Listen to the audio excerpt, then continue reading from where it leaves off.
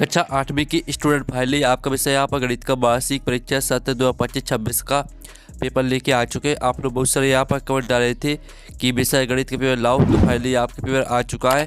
और साथ ही इस वीडियो में हम आपका फुल सॉल्यूशन सहित आपका पेपर कंप्लीट करेंगे। और साथ ही आपको यहाँ पर 2 बजे से पहले इस वीडियो को पूरा ध्यान से देखना है और साथ ही इस पेपर को पूरा आपको सॉल्व करके जाना है, ठीक है। तो आप लोग वीडियो को लाइक कर लीजिए, चैनल को सब्सक्राइब कर लीजिए और इस वीडियो को अपने दोस्तों तक शेयर कर दीजिए, ठीक है। इस वीडियो को आपको अपने दोस्तों तक क्या कर देना है, शेयर कर देना है, जिससे वो भी यहाँ पर गणित के पेपर में अच्छे अंक लेके आ सके। आप यहाँ पर देख लीजिए, राज्य शिक्षा केंद्र मध्य प्रदेश भोपाल वार्षिक परीक्षा सत्र 2025-26 विषय गणित। समय आपका 2.5 घंटे रहेगा। कक्षा 8 पूर्णांक आपका 60 नंबर का रहने वाला है। और साथ ही आप यहाँ पर देख लीजिए, आपके बहुविकल्पी प्रश्न आते हैं 1 से 5 तक।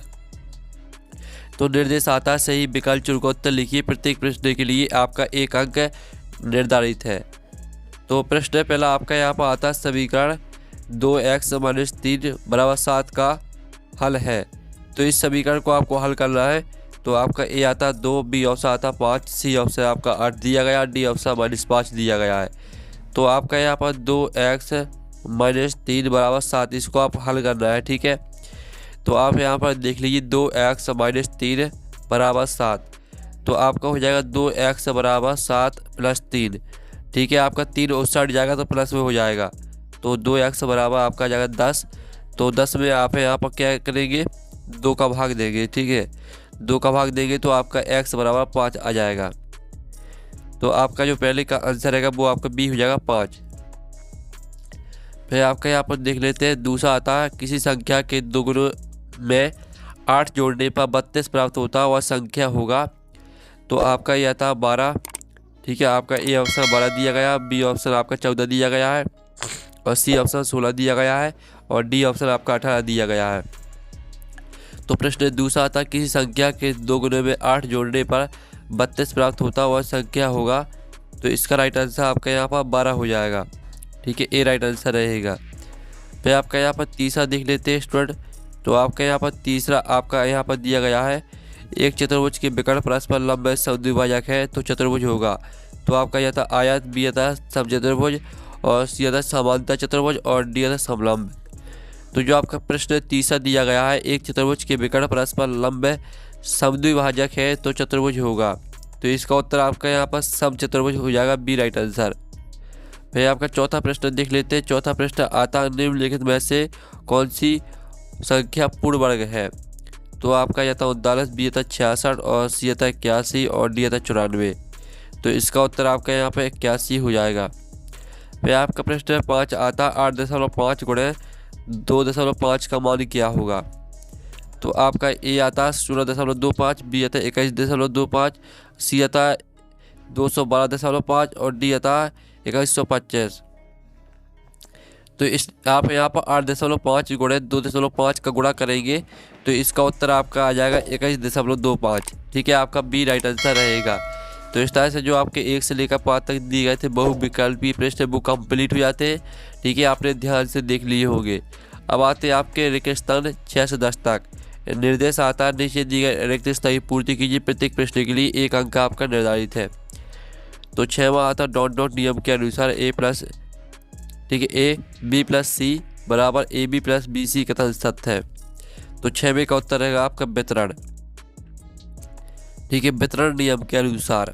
तो आपका वितरण रहेगा 6वें का उत्तर। फिर आपका 7वां आता है समांतर चतुर्भुज के सम्मुख कोण दोनों होते हैं। तो यहाँ पर समांतर चतुर्भुज के सम्मुख कोण आपके बराबर होते हैं। तो 7वें का उत्तर आपका बराबर हो जाएगा। और फिर आपका 8वां आता है आयत चित्र एक प्रकार का डॉट है जो आंकड़ों के अंतराल में दर्शाता है। तो आयत चित्र एक प्रकार का आपका दंड आरेख है, ठीक है। दंड आरेख आपका इसका उत्तर रहने वाला है 8वें का। फिर आपका यहाँ पर 9वां आता अंकित मूल पर दी गई छूट दोनों कहलाती है। तो यहाँ पर अंकित मूल पर दी गई छूट आपकी बट्टा कहलाती है। तो बट्टा आपके यहाँ पर 9वें का उत्तर हो जाएगा। फिर 10वां आता संख्या 1024, ठीक है, 1024 का बीजांक है। तो संख्या 1024 का जो बीजांक रहेगा वो आपका यहाँ पर 7 रहेगा। तो इस तरह से जो आपके रिक्त स्थान है वो कंप्लीट हो जाते हैं। अब आते हैं आपके अति लघुत्तरीय प्रश्न 11 से 16 तक। तो 11वां आता है सामान्यतः चतुर्भुज के 2 गोल लिखिए, और 12वां आता है इतने कि आपको मानक रूप लिखना है, और 23वां आता अनुपात किस प्रकार की राशियों के पारस्परिक संबंध को व्यक्त करता है, और 14वां आता है यदि 1 किलोग्राम चीनी का मूल्य 18 रुपये है तो 3 किलो चीनी का मूल्य क्या होगा, और 15वां आता है A B minus B C, B C minus C A, C A minus A B का योग ज्ञात कीजिए, और 16वां आता है यदि एक प्राकृतिक संख्या m में m को n स्क्वायर से व्यक्त किया जाता है, जहाँ भी एक प्राकृतिक संख्या है तब m एक संख्या है। तो चलिए आपका 11, 12, 13, 14, 15, 16 यानी कि जो आंसर है वो देख लेते हैं। तो स्टूडेंट आपका यहाँ पर 11वें प्रश्न का आंसर है समांतर चतुर्भुज के आपको 2 कोण लिखने थे। सम्मुख भुजाएं बराबर और समांतर होती हैं, सम्मुख कोण बराबर होते हैं। और आपको 12वें प्रश्न में मानक रूप लिखना था, तो इसका मानक रूप 2.16 गुणा 10 की घात 7 हो जाएगा। और 13वां प्रश्न आपका दिया गया था अनुपात किस प्रकार की राशियों के संबंध को व्यक्त करता है, तो अनुपात 2 समान इकाई वाली राशियों की तुलना व्यक्त करता है। फिर जो आपका 14वां प्रश्न दिया गया था 1 किलो चीनी का मूल्य 18 रुपये है तो 3 किलो चीनी का मूल्य क्या होगा, तो इसमें आपको 3 का गुणा 18 में कर देना था, तो इसका उत्तर आपका 54 रुपये आ जाएगा। फिर आपका 15वां प्रश्न देख लीजिए, इसका आपका योग निकालना था, तो योग आपका इसका 0 रहेगा। फिर आप 16वें प्रश्न देख लीजिए, यदि एक प्राकृतिक संख्या m को n स्क्वायर से व्यक्त किया जाता है तो m 1 है, ठीक है। तो इसका जो 16वीं का उत्तर रहेगा वो आपका रहेगा ठीक है, पूर्ण वर्ग संख्या है। ये आपका 16वें प्रश्न का उत्तर रहेगा। चलिए आपके नेक्स्ट क्वेश्चन देख लेते हैं। अब स्टूडेंट आपके लघु 3 प्रश्न आते हैं 17 से 22 तक। तो 17वां आता है, ठीक है, आपको इसको 5x प्लस 7/2 बराबर 3/2x मतलब 14 को हल करना है आपको। 18वां आता है निम्न समीकरण को सरल रूप में बदलते हुए हल कीजिए, तो इसको आपको सरल रूप में बदलना है। फिर आपको 19वां आता अच्छी प्रकार से फेंटी हुई 52 ताशों की एक गिड्डी में से एक इक्का प्राप्त करने की प्रक्रिया बतानी है। 20वां आता वह सबसे छोटी संख्या ज्ञात कीजिए जिससे 243 को गुणा करने पर पूर्ण घन प्राप्त हो जाए। 21वां आता एक ऐसे घनाभ की ऊंचाई ज्ञात कीजिए जिसका आयतन 275 घन सेंटीमीटर और आधार, ठीक है, आधार का क्षेत्रफल 25 सेंटीमीटर स्क्वायर है। 22वां आता यदि चमेली के पास अपने धन का 75% खर्च करने के बाद 600 रुपये बचे तो ज्ञात कीजिए कि उसके पास शुरू में कितने रुपए थे। तो चलिए आपका 17, 18, 19, 20, 21, 22 इनके उत्तर देख लेते हैं। तो स्टूडेंट आप यहाँ पर 17वें प्रश्न का आंसर देख लीजिए, जिसमें आपको समीकरण को हल करना था, तो इसका आंसर आपका x बराबर -5 आ जाएगा। फिर आपका 18वें क्वेश्चन में आपको यहाँ पर समीकरण 3 t - 3 बराबर 5 2t + 1 को, ठीक है, हल करना था, तो इसका आंसर आपका t बराबर -2 आ जाएगा उत्तर। फिर आपका यहाँ 19वें प्रश्न में आपको 52 ताशों की गड्डी में से एक इक्का प्राप्त करने की प्रक्रिया ज्ञात करनी थी। तो ताश की गड्डी में कुल पत्तों की संख्या 52 और कुल इक्कों की संख्या 4, तो 4/52 1/13 इसका आपकी प्रक्रिया आ जाएगी। फिर आप 20वें प्रश्न का आंसर देख लीजिए, आपका 20वें प्रश्न का आंसर रहेगा वह सबसे छोटी संख्या आपकी 3 रहेगी। 21वें प्रश्न में आपको यहाँ पर, ठीक है, देख लीजिए घनाभ की ऊंचाई याद करनी थी, तो ऊंचाई आपकी 11 सेंटीमीटर आ जाएगी। घनाभ के आयतन का सूत्र आपको लगा देना है।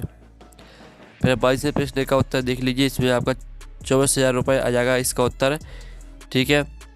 और साथ ही आप यहाँ पर देख लीजिए। चलिए आपके नेक्स्ट प्रश्न देख लेते हैं। अब स्टूडेंट आपके यहाँ पर दी गई 3 प्रश्न आते 23 से 26 तक। तो 23वां आपका आता सरल कीजिए, ठीक है, इसको आपको सरल करना है। 24वां आता एक दूध का टैंक के बेलन के आकार का जिसकी त्रिज्या 1.5 मीटर और लंबाई 7 मीटर है। इस टैंक में भरे जा सकने वाले दूध की मात्रा लीटर में ज्ञात कीजिए। और 25वां को आपको इतने में से इतना घटाना है। और 26वें प्रश्न देख लीजिए, ठीक है। तो चलिए आपका यहाँ प्रश्न 23, 24, 25, 26 इनके आंसर देख लेते हैं। तो स्टूडेंट आप यहाँ पर देख लीजिए, ये आपका 23वें प्रश्न का आंसर रहेगा। इसमें आपको, ठीक है, इसको हल करना था। तो ये आपका 2a² - 3b² - ab - ac + 4bc, ठीक है। फिर आपका 24वें प्रश्न का आंसर देख लीजिए, इसका आंसर आपका 49,500 लीटर आंसर आ जाएगा। इस तरह से आपको हल करना है। और 25वें प्रश्न में आपको यहाँ पर घटाना था, तो इसका आंसर आपका -p² + 5pq²। और 26वें प्रश्न का आंसर देख लीजिए। तो इस तरह से जो आपका गणित का पेपर है वो कंप्लीट हो जाता है। तो इस वीडियो को अपने दोस्तों तक शेयर कर दीजिए, वीडियो को लाइक कर लीजिए, चैनल को सब्सक्राइब कर लीजिए। हम नेक्स्ट वीडियो मिलते हैं। Thanks for watching.